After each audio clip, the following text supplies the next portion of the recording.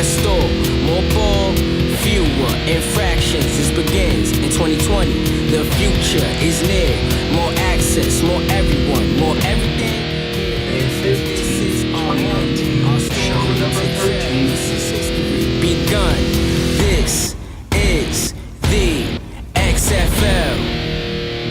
What is up, my friends? Welcome to another edition of the XFL Weekend Review. I am your host, The Marc. And on this week's show, June Jones to be named the XFL Houston head coach and GM. XFL Houston also is the team president's name. Plus, skipping the NFL draft for the XFL might be a better option. And so much more. What is up, my friends? So how do you get in touch with the show? You email podcast at xflnewshub.com with your MP3 or thoughts. Or on the Twitter, just use the hashtag XFLWIR. Cutoff time is 5 p.m. Eastern on Tuesdays. Remember to leave us a review on iTunes, and we will read it on the show. iTunes reviews, very important. Plus, we got our question of the week. What do you think of the big XFL TV deal, good or bad? We'll get into your reaction a little bit later in the show, as well as our new question of the week. Now that we have all 8 head coaches, and we want you to rank the XFL coaches from 1 to 8, 1 being the top. Now follow directions, people. 1 being number 1,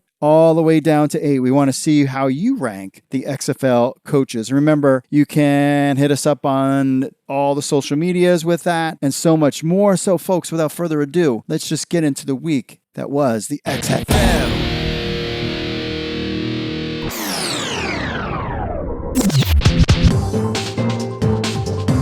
According to John McClain of the Houston Chronicle, June Jones will be the new head coach and GM of the XFL Houston franchise. He is the 8th and final coach of the league, which will begin play in February of 2020. He said June Jones has been hired as the first head coach for the Houston's new XFL team. He was the OC at CFL's Hamilton Tiger Cats, where he was a head coach in 2018. Jones was an assistant with the Oilers, Gramblers, as well as head coach of the Atlanta Falcons and Chargers, Hawaii, and SMU. Now, Jones was with the Atlanta Falcons, head coach for 3 years, leading them to the playoffs in 1995. The next season, he was fired after going 3-13. In 1998, he was the interim head coach for the San Diego Chargers for 10 games. He later on moved to the college ranks as head coach for both the University of Hawaii, Hawaii, Aloha, from 1999 to 2007. I think I remember like Jimmy Chang or Jimmy Yang or something with like lighting it up under June Jones back in the day. And then he went to Southern Methodist University, SMU, from 2008 to 2014. In 2017, he joined the Hamilton Tiger Cats of the Canadian Football League, where he was the head coach. He is the second head coach from the CFL coming to the XFL, joining XFL Tampa Bay head coach / GM Marc Trestman. Jones is known as an offensive innovator who specializes in the run and shoot, which should bode well in the new XFL. He favors a wide-open, pass-heavy offense with little running, the type of scoring Oliver Luck and the XFL front office wants to see. June Jones joins Winston Moss, XFL Los Angeles, Jonathan Hayes, XFL St. Louis, Kevin Gilbride, XFL New York, Jim Zorn, XFL Seattle, Marc Trestman, XFL Tampa Bay, Pep Hamilton in Washington, D.C., America's Team, and Bob Stoops in Dallas. Now, some other interesting tidbits from the June Jones hiring. Now, the official announcement will come Monday the 20th is what we're hearing. No official word yet as of this recording. However, there was a press conference with the Hamilton Tiger Cats announcing the departure of June Jones as associate head coach and offensive coordinator and introducing Tommy Condell as the Tiger Cats' new offensive coordinator. Now, there were a couple interesting items that Jones dropped during this press conference about him leaving, going to the XFL. We want to thank XFLboard.com for giving us the tip on this one.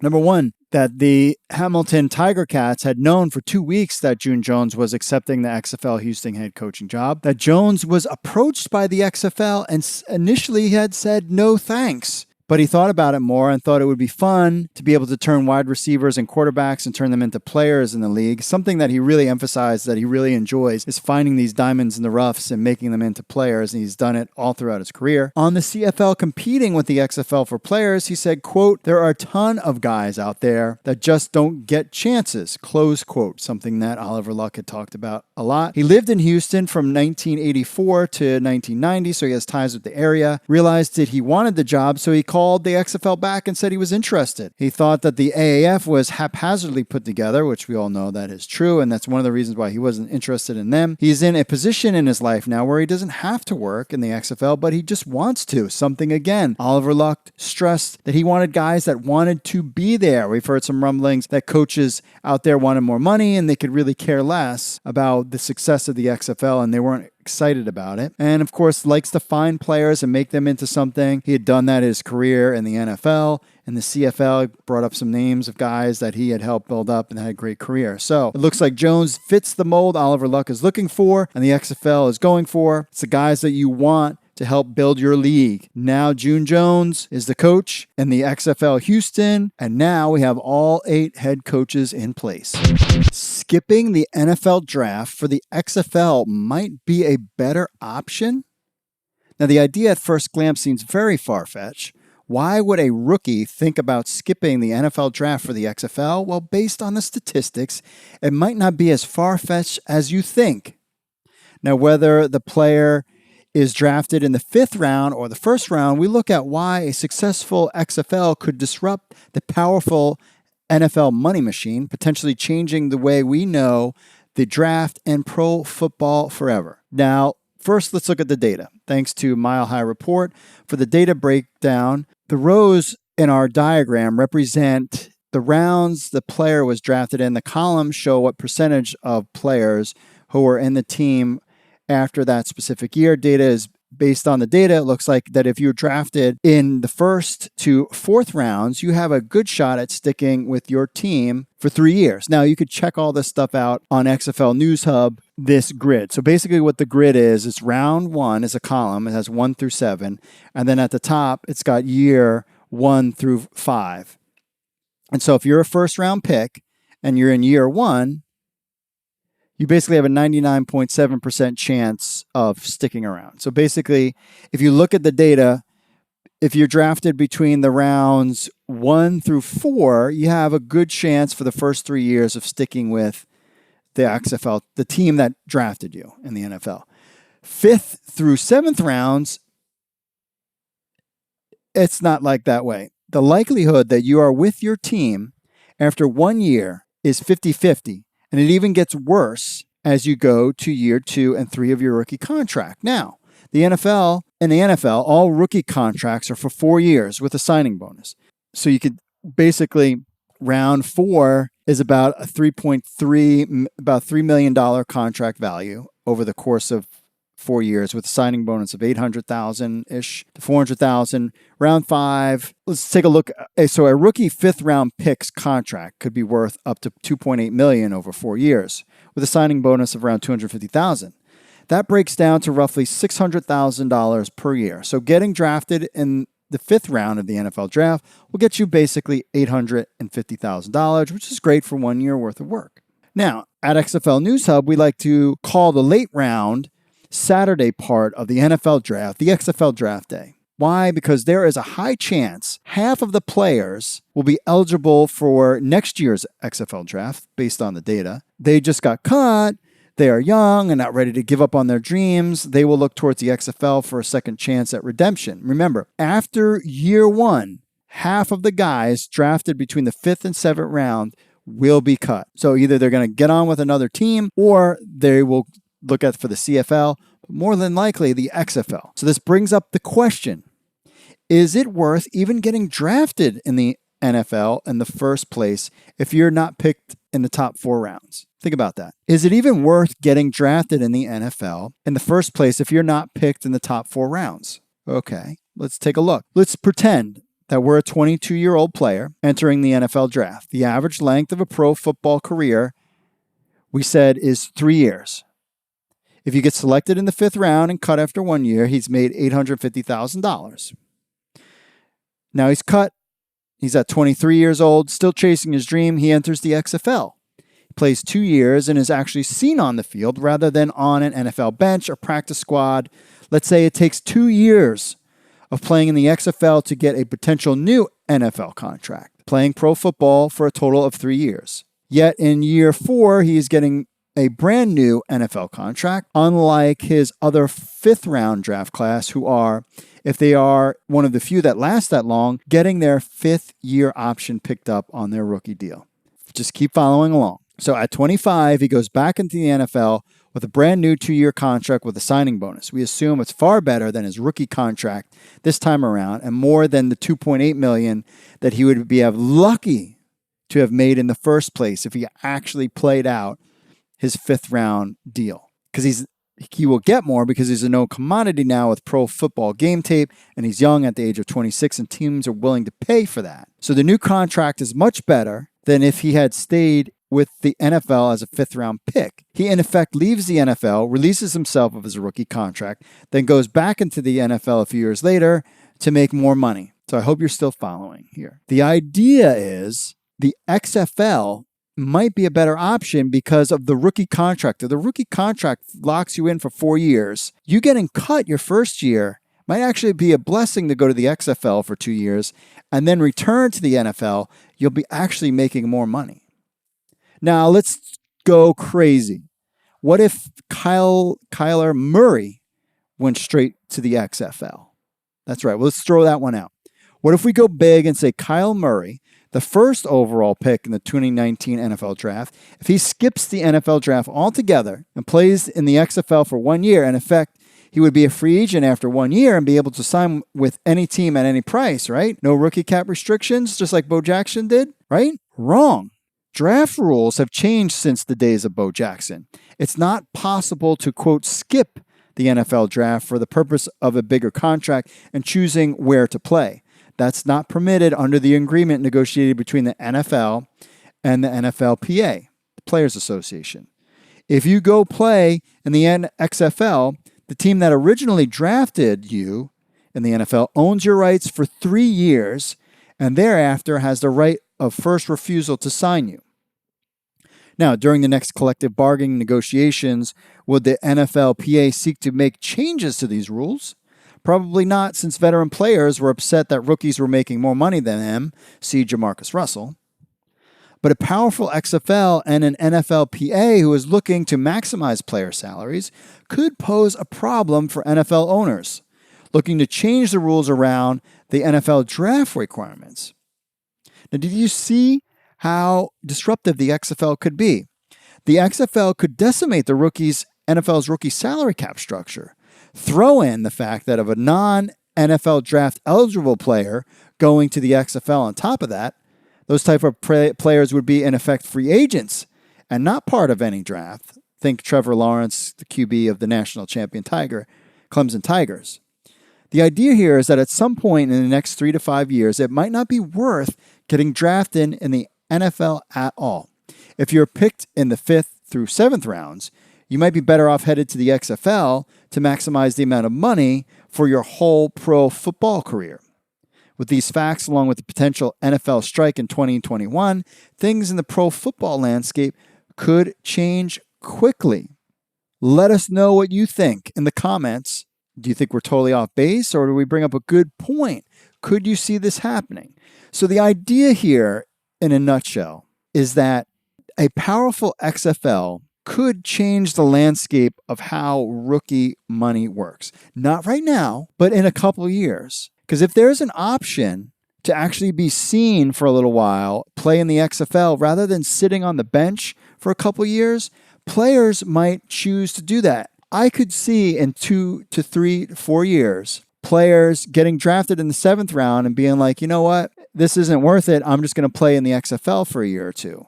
But then again, they own their rights. But if you get cut from an XFL team, that might not be such a bad thing after all. The XFL could have its first heated rivalry, just like NFL's Baltimore Ravens versus Pittsburgh Steelers or Dallas Cowboys versus New York Giants. We now have a rivalry that is coming to the XFL from the NFL.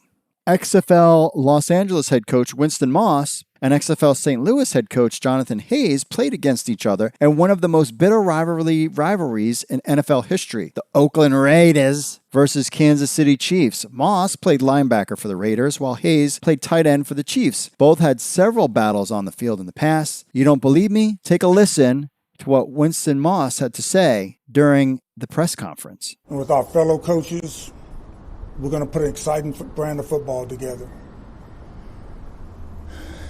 Except that Coach Hayes. Coach Hayes held me every single down when we played back in the day with the Raiders and the Chiefs. And so I look forward to hearing his comments after this, and on that conference call tomorrow, he might have some choice words for me.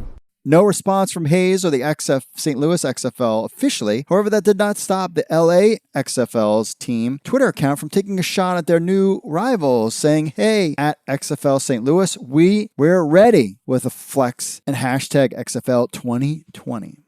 Now, Vince McMahon knows a thing or two about trash talking and building rivalries in his days at the WWE. XFL Los Angeles versus XFL St. Louis could be one of the first must-see matchups of the 2020 season. What do you think? Does this have the makings of a great rivalry? Let us know what you think. According to Fox 26 in Houston, Texas, Houston-based attorney Brian Michael Cooper will be named the president of the XFL Houston franchise. No word yet on an official announcement. He is a former president of the Houston Rockets affiliate, Rio Grande Valley Vipers, in the NBA's G League. He was also senior associate athletic director at Rice University and a director of sports programming for the Dish Network. Cooper began his career as a legal intern with the NFL, then worked for several law firms in the New York and Houston areas. He worked on legal cases such as the NBA lockout, as an antitrust suit against the MLS, Major League Soccer, and a suit against the NHL. Cooper has a law degree from Columbia Law School in New York. He began his collegiate career at Cornell University in Ithaca, New York, where he received a bachelor's degree in a concentration in government and philosophy. He later received his master's degree in public policy from the Harvard Kennedy School of Government in Cambridge, Massachusetts. Cooper is also a member of both the State Bar of Texas and the New York State Bar Association. He will join new head coach GM June Jones to help guide the new XFL Houston franchise. According to Dave Campbell, William Fields, a defensive assistant with the Edmonton Eskimos of the CFL, has left that job for a new gig with the XFL Tampa Bay franchise. Fields will be the new DB's coach under head coach Marc Trestman. He joins Jamie Alonso and former NFL head coach Jerry Glanville. Alonso is the team offensive coordinator and Glanville is the team defensive coordinator. Fields was on the coaching staff of the Eskimos but never coached a game. He left before the 2019 season began, which starts in June. Before the Eskimos, he spent the previous 2 seasons with the Hamilton Tiger Cats as their defensive backs coach in 2018 and defensive and special teams assistant in 2017.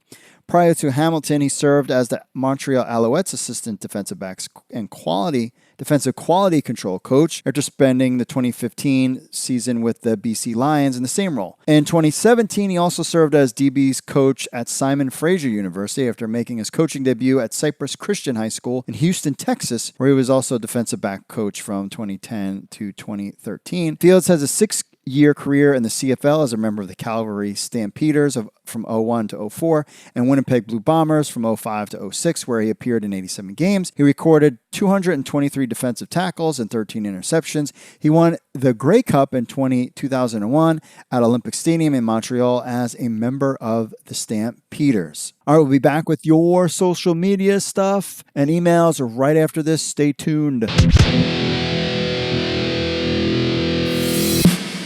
There is only one place that you can get all your XFL news. That is xflnewshub.com.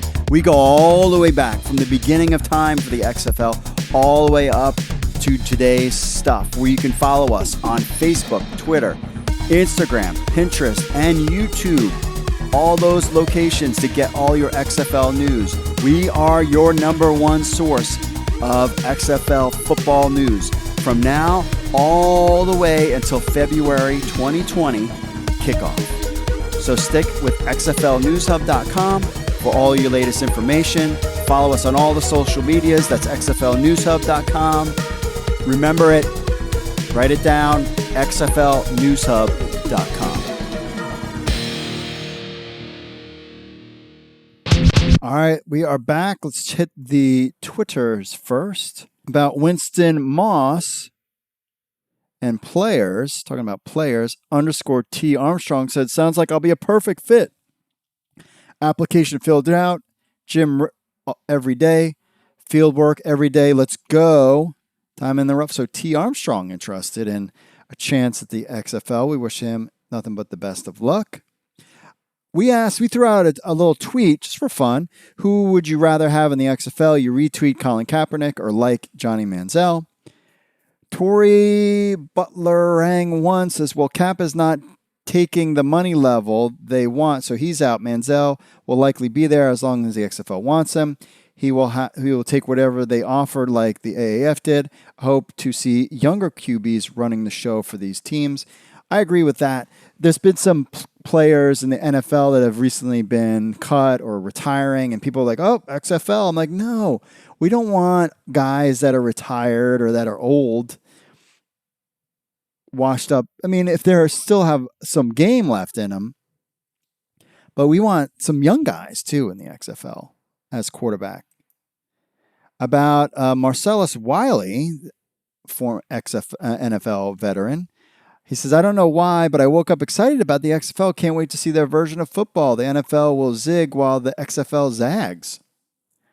And so 2020 hindsight 3 says, at XFL 2020, as SI reported this week, actually had Oliver Luck and Vince McMahon met with Roger Goodell. They plan on innovating but not competing with the NFL. That's the whole point of spring football, pro football, to provide football where there is none. That's a great point that he brings up with the meeting. I didn't know that too, and that was in the SI article that they met with just to kind of be on the same page of what's going on with Roger Goodell. Clearly, Oliver Luck knows him from his days in the NFL as well. Hindsight also said, talking about June Jones, he said that's a very good hire for XFL. And Houston, that should be a good state rivalry with Bob Stoops in Dallas. True, you got Stoops against June Jones. That could be interesting. Now, the big question is, where was Johnny Manziel land? Could you imagine Johnny Manziel in the run and shoot with June Jones? That would be interesting. In Houston, Manziel has got to be in Dallas, in Texas somewhere. Really would be interesting. All right, on to our question. Well, let's go to YouTube real quick. YouTube had some people out there about our question of the week. Well, let's just get into the question of the week, actually. More on that portion of the show. What do you think of the XFL deal? Good or bad? We'll talk about it. Paul Cat 1969 said, very strong. Can use Fox's WWE and NASCAR deals for great cross promotion with great lead in with the Super Bowl on Fox the weekend before. ESPN can use its studio and their program to do the same. Plus, with start times from the same from week to week, it becomes appointment viewing. Great point, Paul, because that's exactly what Oliver Luck was talking about.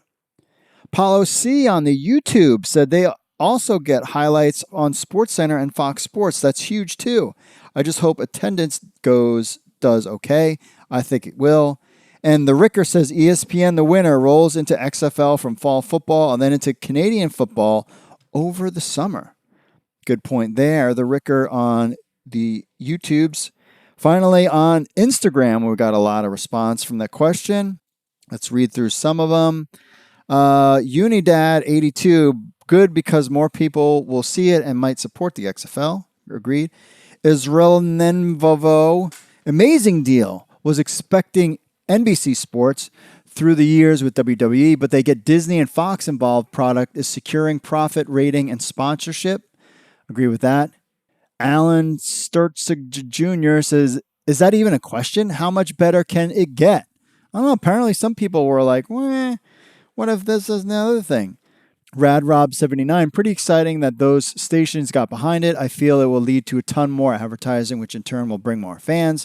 I've got my deposit down on Houston's XFL team, and I talked to some sports people who still have no idea that it's happening. That's interesting take there. James.Griffiths.66, good. Hope it will last more than a year this time around. Big_Slim 2018, a good deal, and can't wait to see the ads for the XFL on TV. I know the first couple XFL ads, I'm going to be psyched. When I see that on like television, I'm like, oh my gosh, we've been working on this site for a year. Us fans, hardcore, the XFL army of the XFL Week in Review has been into this for over a year, and to be part of and starting to see this to come to fruition will be really fun. Old_crusty_punk. How are fans outside America going to be able to watch it? Like us American football fans in Germany. Can we get a pay app or something, please? I think this question has come up several times. Definitely message me, podcast at XFL News Hub. I will be coming up with a solution not only to be our fans outside of the U.S. to be able to watch XFL games, but cord cutters in the U.S. that want to watch the NFL with having to pay for NFL Sunday Ticket. I have something that I've been doing for years, and I plan on rolling out probably around preseason time a video tutorial about how to do that. And I'll also, once we get closer to the XFL season, I'll come up with a way that you guys might be able to watch XFL games in the U.S. from outside. Let's just say it has to do with a little VPN. If you don't know what that is, Google it, and I'll explain it to you at a later date. But I'm going to work on that for you guys. On to our emails. First up, Daryl says, how will the so-called ninth team be structured? Will there be a head coach for that team? Yeah, we haven't heard anything about who the head coach will be, but yet they're a separate team. They'll have their own coaching staff, their own practices. They'll be totally separate. They'll be working out in Dallas. But we haven't heard anything about who the head coach for that team will be. I'd be really curious, actually. I would assume it's not going to be a big name guy, but it's definitely somebody working with that team, maybe an up-and-coming coach. Are they going to take another guy from the CFL, perhaps? And finally, Jordan checks in. Can I become a member of one of those franchises? My name is Jordan. I won't give his last name. Currently play for the Well, all right, I will. Jordan Smith. I currently play for the Cedar Rapids River Kings of the IFL. Don't know the IFL. How can I become involved in becoming a player in the XFL? There's XFL.com, and there's a FAQ. It has all the questions there. The IFL. What is the IFL? Let's Google it real quick. The Indoor Football League. Interesting. The Indoor Football League. Haven't really heard about it. Created in 2008. But there are a bunch of other football leagues out there that I'm learning more about. And I'm actually intrigued by the CFL. Now, if you're a hardcore football fan listening to this podcast, email me, podcast@XFL News Hub. I've been thinking, do we branch off and have another site where we deal with the CFL? If you think that's a good idea, message me. I'm on the fence. I'm kind of like half watching the CFL. I think Hamilton Tiger Cats is my team.